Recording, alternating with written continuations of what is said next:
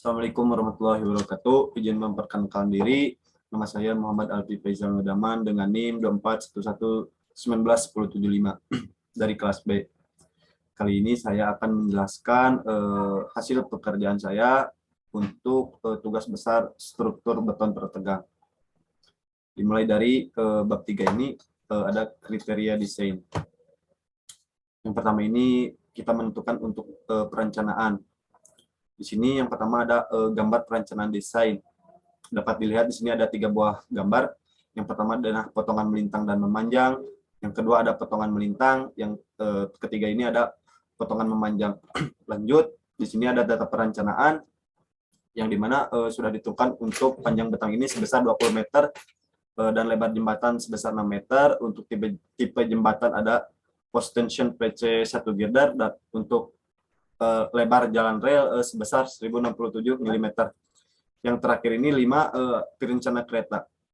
Yang dimana rencana ini sudah diasumsikan oleh sendiri. Nah, untuk pemilihan lebar jembatan ini harus sesuai dengan ketentuan PM 60 tahun 2012 yang dimana lebar jembatan harus lebih dari 2,75 meter. Lalu selanjutnya di sini ada penentuan jalan rel, di mana perencanaan klasifikasi jalan rel yang pertama di sini ada untuk menentukan kecepatan. Diketahui kecepatan rencana rencana ini sebesar 125 km per jam dengan lebar jalan rel sebesar 1067 mm. Nah, untuk di sini dapat dilihat kecepatan yang digunakan dalam perencanaan struktur jalan rel ini rencananya sebesar 1,25 dikali Vmax, di mana untuk persamaan Vmax ini adalah hasil dari V rencana dibagi 1,25, maka untuk nilai Vmax ini sebesar 100 km per jam.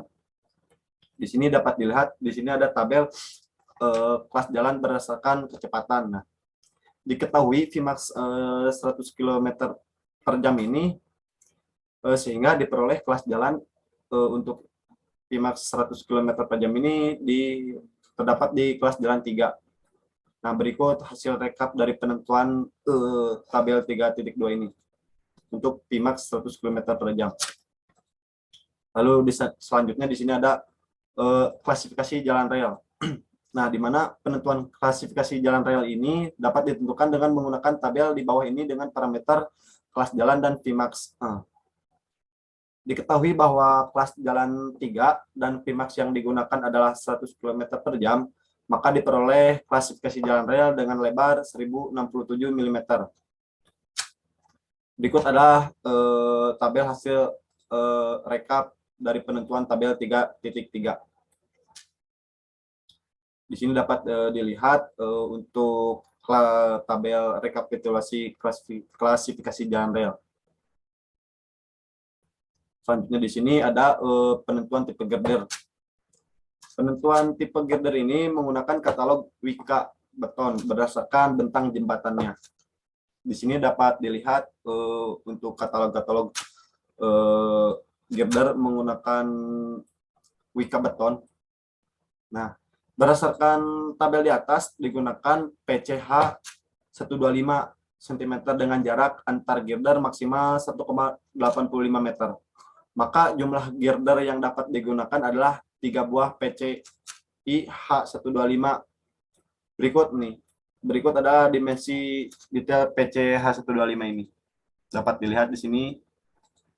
Lalu selanjutnya, nah untuk data jembatannya di sini dapat dilihat untuk panjang jembatan, lebar jembatan, tipe jembatan, untuk tipe girder ada lebar rel, jumlah rel, tipe rel, lalu ada plat lantai, untuk bantalan, ada balas, terus railing, diafragma. Berikut untuk batas material yang diizinkan.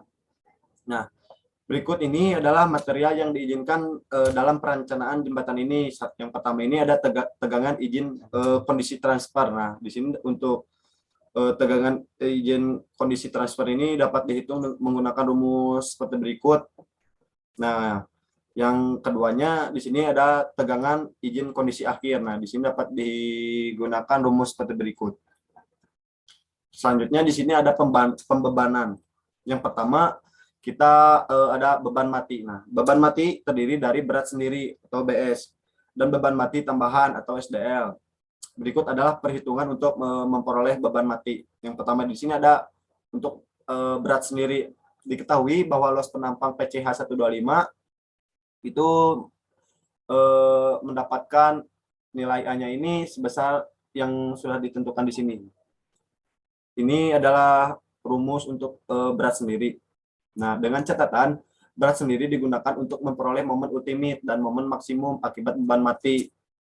Nah, pada software SAP ini sudah diperhitungkan otomatis berat sendirinya. Nah, untuk beban mati tambahan SDL di sini ada diketahui dari katalog berstand dimensi rel untuk tipe rel R50 memiliki luas sebesar 64,20 cm persegi dan berat rel per meter itu ada 50,4 kg per meter. Nah, sehingga untuk beban buah rel adalah di sini. Nah, terdapat nilai untuk bebannya.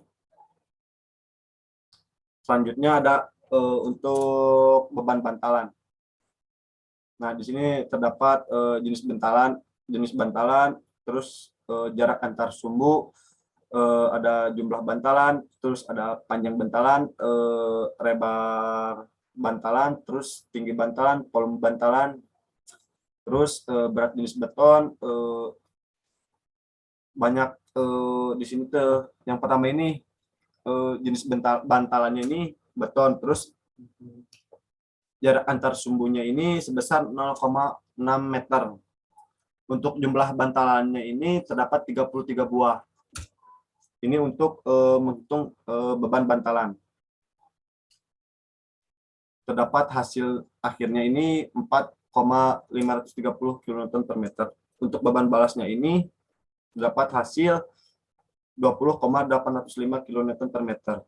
Dan untuk railing ini didapat 7,2 kN per meter. Untuk bat lantainya ini didapat 8,064 kN per meter. Untuk diafragmanya sendiri didapat 6,66 kN.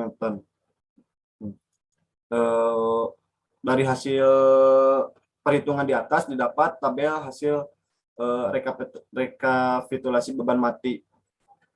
Dapat dilihat di sini untuk hasil-hasilnya. Nah, di sini ada gambar rencana beban rel. Dapat dilihat di sini ada gambarnya ya. Selanjutnya ini.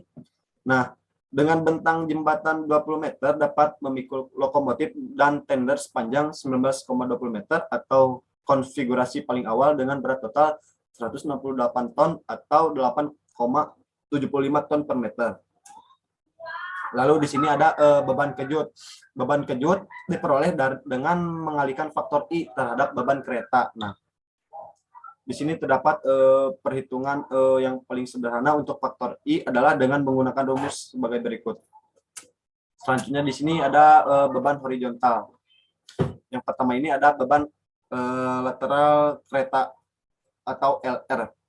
Nah, beban lateral kereta ini sebagaimana ditunjukkan pada gambar di bawah ini nih. Beban bekerja pada bagian atas dengan tegak lurus arah rel secara horizontal besarannya sebesar 15% atau 20% dari beban gandar untuk masing-masing lokomotif atau kereta listrik diesel.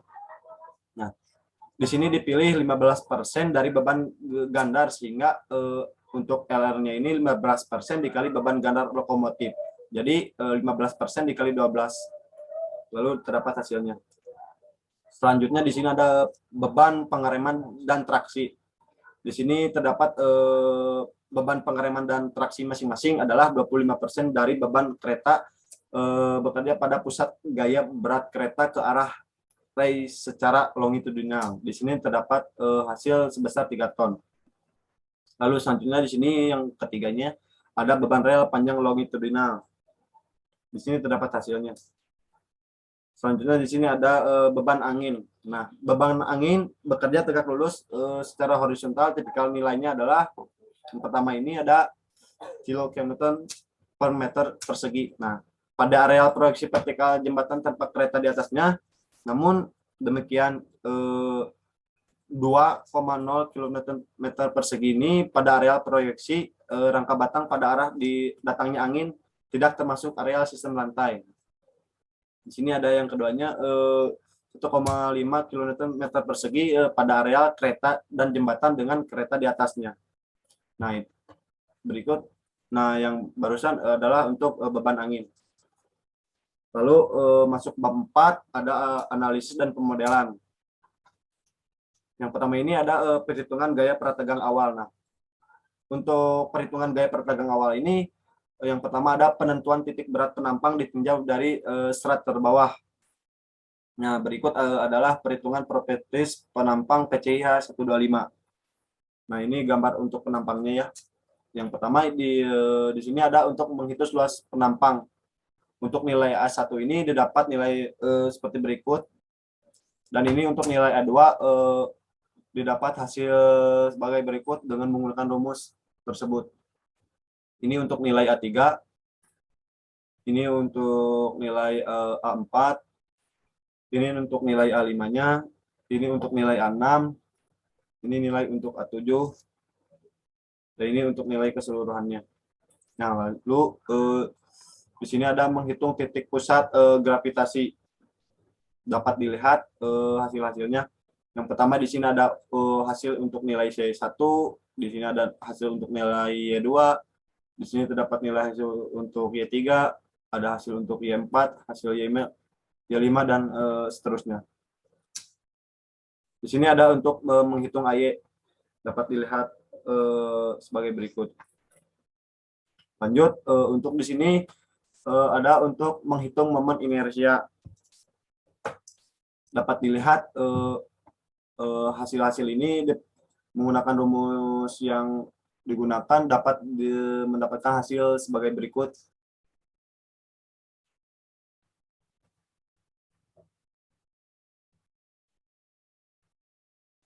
Ini untuk menghitung AR. Dapat dilihat hasilnya dengan menggunakan rumus tersebut.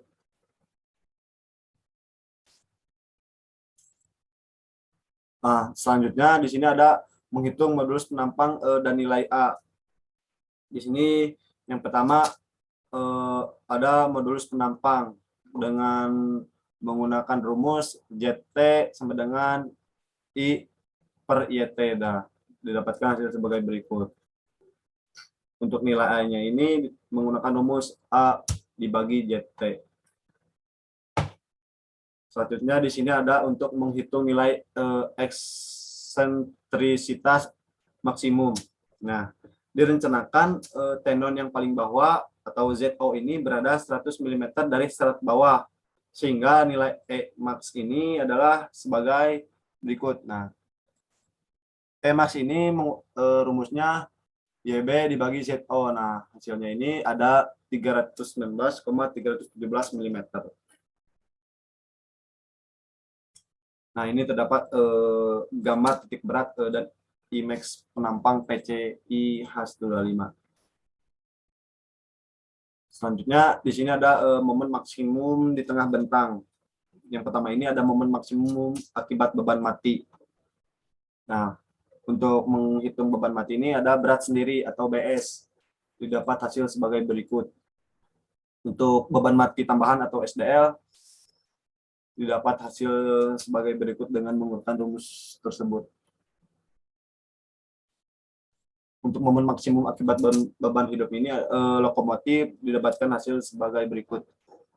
Nah, maka momen maksimum akibat beban mati sebagai berikut nih. Ini rumusnya MO total sama dengan MDL1 ditambah MDL2, didapatkan hasil sebagai berikut.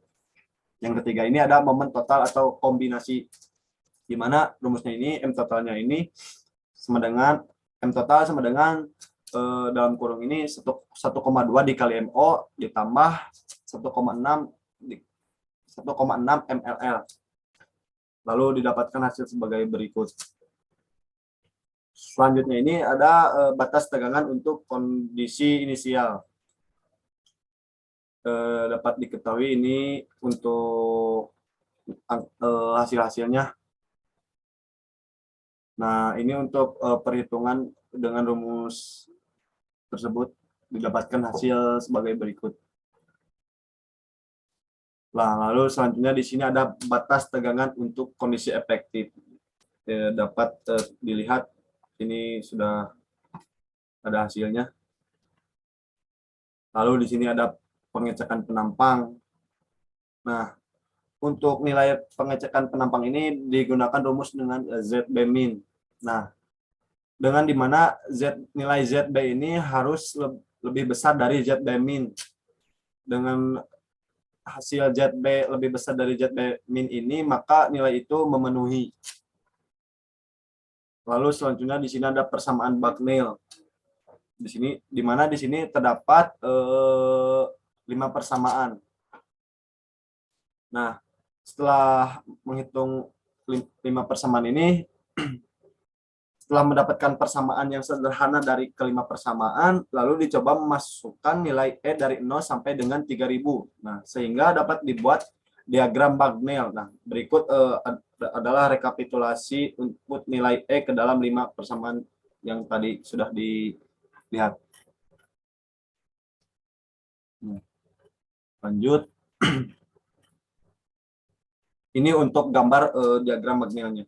Nah, setelah membuat diagram Bucknell ini, kita tarik garis dari sumbu X dengan menggunakan nilai Emax-nya sebesar 319,317 mm yang sudah dihitung tadi, dan menyentuh ke persamaan 2. Lalu gunakan persamaan 3 untuk mencari nilai PI dengan memasukkan nilai Emax ke dalam persamaan 3 yang tadi. Selanjutnya ini ada perhitungan untuk jumlah tendon. Nah, di sini yang pertama ada asumsi immediate loss besar 20%. Lalu didapatkan hasilnya. Nah, lanjut. Di sini ada menghitung syarat gaya prategang. Dapat dilihat di sini ada perhitungan-perhitungan dengan hasilnya sebagai berikut. Nah, setelah kita menghitung ini, kita mencari nilai yang terbesar. Nah, yang terbesar ini ada di bagian ketiga ini, yang hasilnya itu dapat dilihat sebesar ini. Nah, nilai ini terbesar di antara perhitungan ketiga ini. Nah, lanjut setelah menghitung itu, kita lanjut ke untuk penentuan jumlah tendon. Nah, diameternya sebesar 12,7 mm dan jumlah strannya itu ada 7. Nah, di sini ada menghitung luas satu tendon. Nah, ini ada rumus untuk tendon yang terpasang. Di sini tendon yang terpasang ada 6 buah. Nah, sudah nilai yang sudah diperhitungkan tadi, nilainya di sini memenuhi syarat. Nah,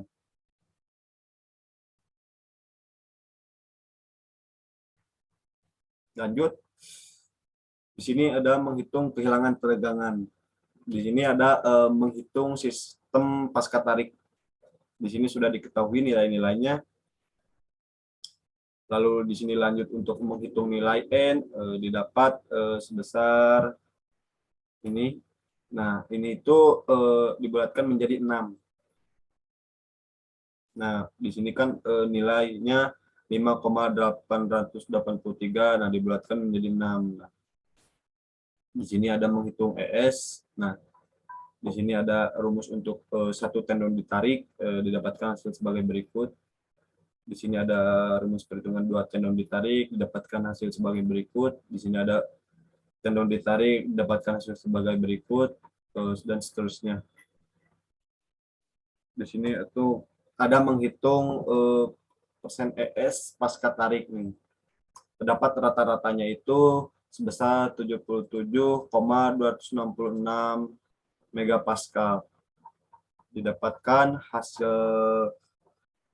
persen pasca tariknya ini sebesar 6,903%. Selanjutnya di sini ada menghitung sistem praksi panjang tendon. Dapat dilihat hasilnya sebagai berikut. Di sini ada menghitung nilai sebagai berikut. Nah, untuk nilainya ini harus kurang dari 0,3. Nah, hasilnya ini kurang dari 3, maka nilai ini memenuhi. Di sini ada untuk menghitung PX. Di sini ada perhitungan untuk menghitung PS. Nah, di sini ada untuk menghitung nilai fraksi, dia dapatkan hasil sebagai berikut. Nah, bagian ke-9 ini ada menghitung sistem slip pada angkur, didapatkan hasil sebagai berikut. Lalu selanjutnya ada total kehilangan tegangan sebesar 20,244%. Lalu selanjutnya di sini ada untuk menentukan jumlah tendon. Dapat dilihat hasilnya sebagai berikut. Nah, lalu selanjutnya ini yang bagian 12 ini ada menghitung syarat. Seperti tadi, di sini dari perhitungan 3 ini dicari nilai terbesarnya. Didapatkan hasil sebagai berikut. Lalu di sini ada untuk penentuan jumlah tendon. Dapat dilihat hasilnya sebagai berikut.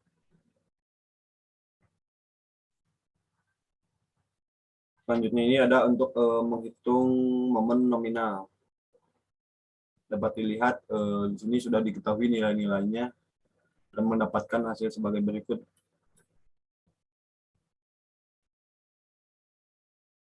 Nah, selanjutnya di sini ada tinggi tertekan, ada perhitungan momen di posisi tendon. Dengan menggunakan rumus tersebut didapatkan hasil sebagai berikut. Nah, setelah perhitungan momen di posisi tendon, kita di sini ada menghitung M total, di mana nih rumusnya itu 0,9 dikali M total. Nah, M totalnya ini kita didapatkan nilai sebesar sebagai berikut nih, dengan satuannya kilonewton meter. Nah, syaratnya MN lebih besar dari M tot. Nah, di mana untuk nilainya di sini memenuhi. Nah, lalu masuk ke bab 5. Bab 5 ini terdapat kesimpulan dari perhitungan-perhitungan yang sudah saya lakukan di atas, dimulai dari bab 3 yang pertama. Nah, dapat dilihat di sini dari analisis perhitungan desain jembatan kereta api dengan bentang sebesar 20 meter yang telah dilakukan, maka didapatkan nilai-nilai seperti berikut. Nah, di sini dapat nilai yang pertama ada MU sebesar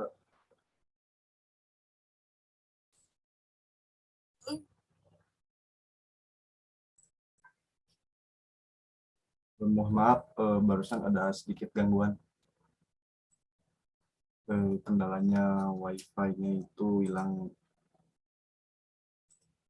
Lanjut di sini, melanjutkan yang tadi. Untuk kesimpulannya ini, dari analisis perhitungan desain jembatan kereta api dengan bentang sebesar 20 meter yang telah dilakukan, maka didapatkan nilai-nilai sebagai berikut. Yang pertama ada nilai MU sebesar 1919,25 km/meter. Lalu yang keduanya ini ada MN, nilai MN-nya ini sebesar 3.845,433 km/meter. Lalu di sini ada kehilangan tegangan sebesar 20,244%. Lalu di sini dapat diketahui untuk jumlah gearnya ini terdapat 3 buah. Lalu untuk jumlah tendonnya ini terdapat 7 buah tendon. Lalu untuk jumlah strandnya ini ada 49 strand. Nah, sehingga dapat disimpulkan bahwa untuk desain prategang jembatan menggunakan girder dengan tipe PCI H125 dengan bentang sebesar 20 meter itu memenuhi syarat. Nah, kurang lebihnya cukup sekian. Mohon maaf bila ada kekurangan. Wassalamualaikum warahmatullahi wabarakatuh.